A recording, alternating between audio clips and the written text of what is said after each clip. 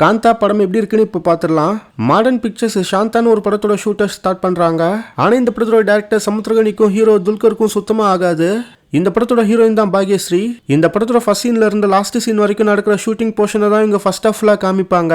Last scene முடியறப்ப அந்த ஷூட்ல ஒரு கொலை நடக்கும். யாரு கொலை செய்யப்பட்டா, எதுக்காக கொலை செஞ்சாங்க, கொலை செஞ்சவங்க மாட்டினாங்களா இல்லையா, இதுதான் இந்த படத்தோட ஆன்லைன் ஸ்டோரி. எனக்கு இந்த படம் பிடிச்சது. ஸ்டார்டிங்ல இந்த படம் ஒரு பியூர் பீரியட் டிராமா மாதிரி தான் ஸ்டார்ட் ஆகும். நடுவில் அங்கங்க சில ரொமான்ஸ் கலந்து இன்ட்ரோல் முடியறப்ப ஒரு சஸ்பென்ஸா முடிப்பாங்க. செகண்ட் ஹாஃப்ல கம்ப்ளீட்டா ஜானரை ஷிஃப்ட் பண்ணி ஒரு இன்வெஸ்டிகேஷன் த்ரில்லர் மாதிரி இந்த படம் டிராவல் ஆகும். துல்கர் ஒரு சீன்லயும் பர்ஃபார்மன்ஸ்ல பிரிச்சு மெஞ்சிட்டாரு. ஃபர்ஸ்ட் ஹாஃப்ல துல்கர் ஸ்கோர் பண்ற மாதிரி எக்கச்சக்கமான சீன்ஸ் இருக்கு. இவரோட பர்ஃபார்மன்ஸ்க்காகவே பேக் டு பேக் தியேட்டர்ல கிளாப் சவுண்ட் கேட்டுக்கிட்டே இருந்தது. இன்னொரு சைட்ல பாக்யஸ்ரீ, இவங்க கிட்ட இந்த அளவுக்கு ஒரு சூப்பரான பர்ஃபார்மன்ஸா நான் எதிர்பார்க்கவே இல்லை. ஃபேஸ் எக்ஸ்பிரஷன்லாம் கொடுத்து க்ளோஸ் அப் ஷாட்ல நடிக்கிறது ரொம்ப கஷ்டம். துல்கர் பாக்யஸ்ரீ ரெண்டு பேருமே அந்த ஃபேஸ் க்ளோஸ் அப் ஷாட்லாம் ரொம்ப பக்காவா பண்ணியிருக்காங்க. சமுத்திரகனி துல்கர் கூட போட்டி போட்டு நடிச்சிருக்காரு. ராணாவோட பர்ஃபார்மன்ஸுமே நல்லா இருந்தது. ஓவராலாக கேஸ்டிங் பர்ஃபார்மன்ஸில் எந்த ஒரு குறையுமே இந்த படத்தில் சொல்ல முடியாது. இது ஒரு பீரியட் மூவி. அதுக்கேற்ற மாதிரி பேக்ரவுண்ட் ஸ்கோர் ஒர்க்லாம் அவுட்ஸ்டாண்டிங்காக இருந்தது. சாங்ஸுமே கேட்க நல்லா இருந்தது. சினிமோகிராஃபி ஒர்க் செம.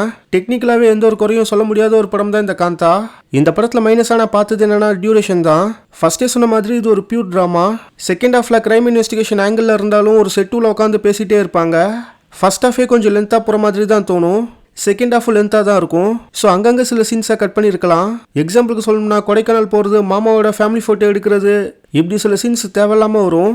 பட் அதெல்லாம் ஏன் கட் பண்ணி தூக்கலான்னு தெரியல. டியூரேஷனில் கொஞ்சம் கட் பண்ணி தூக்கி கிறிஸ்பாக கொடுத்துருந்தா கண்டிப்பாக இந்த படம் இதை விட பெட்டரான ஒரு படமாகவே வந்திருக்கும். பட் எப்பயுமே இந்த படம் ஒரு நல்ல படம் தான். அடல் கண்டென்ட்லாம் பெருசாக இந்த படத்தில் எதுவும் கிடையாது. காந்தா கண்டிப்பாக ஒரு வித்தியாசமான தியேட்ரிக்கல் எக்ஸ்பீரியன்ஸை உங்களுக்கு கொடுக்கும். கொஞ்சம் லென்த்தாக இருந்தாலும் சாட்டிஸ்ஃபைங்கான படமாக கண்டிப்பாக இந்த படம் உங்களுக்கு இருக்கும்.